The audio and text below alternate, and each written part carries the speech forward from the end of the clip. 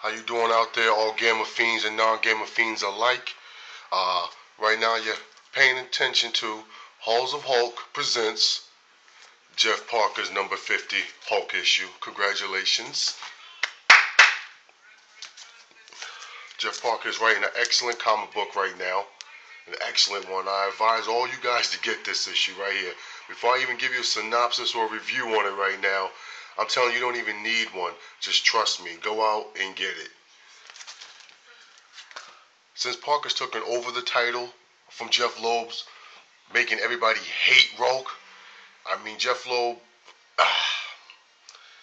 like, he made Hulk into the Lindsay Lohan of comic books, to be honest with you. Like, people was kind of rooting for him, and then they just started hating him, and then Jeff Parker took over, and now people are coming around and seeing that, yo, this guy's actually a cool character, and he's worthy of the name Hulk, Red Hulk. I'm a fan now.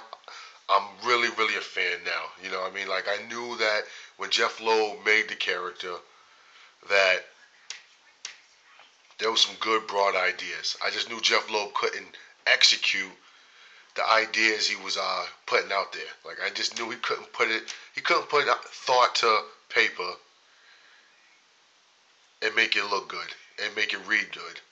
But since Parker taking over at issue 25, I've been hooked. I've been a fan of Scorched Earth.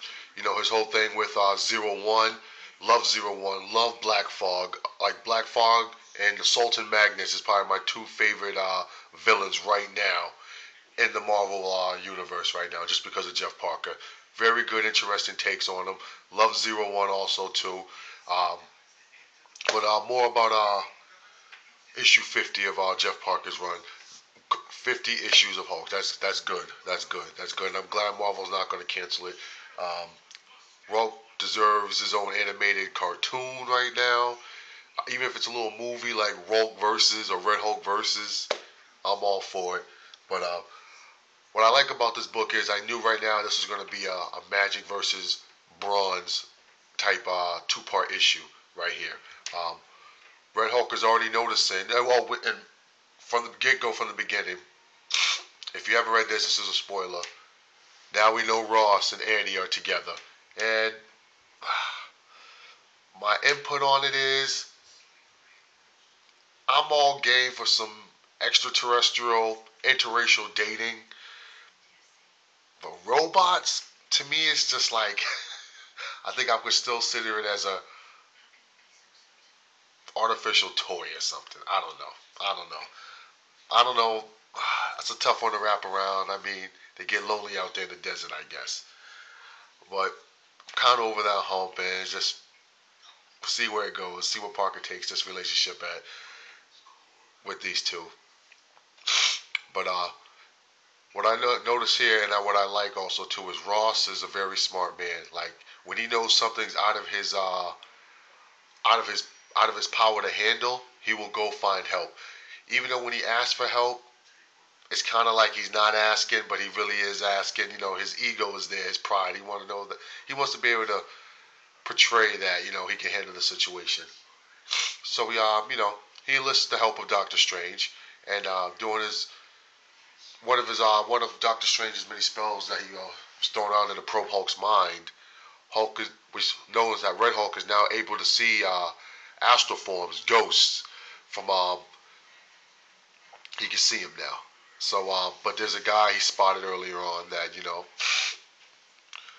he notices must be something in another realm, something mystic. So he got Strange's help. And what I really loved about the issue is it shows Rourke's vulnerabilities. Definitely the magic.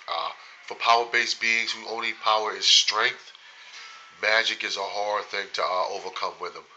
Their durability just got to be so high that the magic is having a hard time affecting them. But it just it's a hard thing to counter when Hulk fans are debating against Thor or anything with the mystics arts.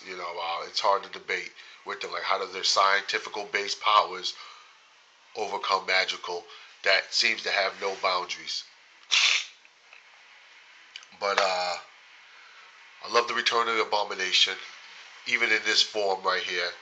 I'm glad Abomination is back.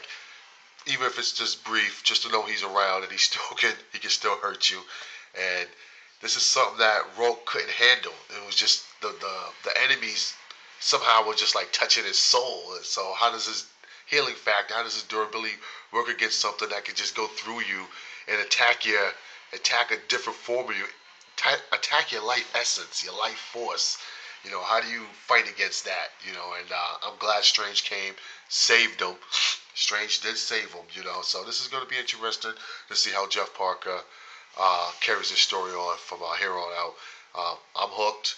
Uh, issue 50. If I have to grade it 1 through 10, 10 being the best, 1 being the worst.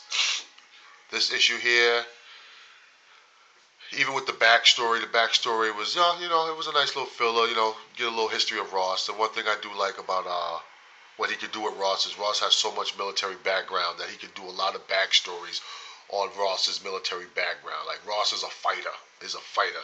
I wish they would just address that. I don't know why he doesn't want to put on some type of military fatigue. I think Red Hulk would look cool in some military uniforms somehow, even if it's missing the brass and missing all the pins medals that he has pinned on him. That military outfit for him, I think, would be better for Rogue, to be honest with you, instead of wearing what Green Hulk wears, just whatever he's wearing, ripped to shreds. But I give this issue though 1 through 10. I think this issue is a solid. I give it an 8.75, to be honest with you. And that's including the artwork. Carlos is amazing. Us fans of the Incredible Hulk would love to have Carlos back. Green Scar has been raving about wanting to get Carlos back, but Parker is getting him, and I think he's writing a good Hulk book. Pick it up. I mean, what else can I say, But I like to go back down a little memory lane. Little couple issues. If you haven't read them yet, this goes with the Dark Sun saga that Greg Pak started. But Scott Reed wrote this for the Enigma Force. Good read, everybody. Good read. Definitely solid reads. I wish Scott Reed penned the whole saga himself. When it comes to cosmic aspects, I just think Greg Pak, that's his weakness. Scott Reed and Jenkins have a good eye for writing cosmic stories and dealing with that element out there. But definitely a good read. Incredible Hulk's Dark Sun saga, the Enigma Force, 3 issues. Definitely check it out. All right. Oh, shout outs to Kate Breaker Hulk, Green Scar 1990, Hulk Dad, Jax the Jester, our founder and leader of Halls of Hulk, Scrabble Hulk, R.I.P. Hulk God. We know who he is. All right. You guys take care, and I'll see you guys again with issue number 51. Gamma Cosmic out. Halls of Hulk, rage on. Oh!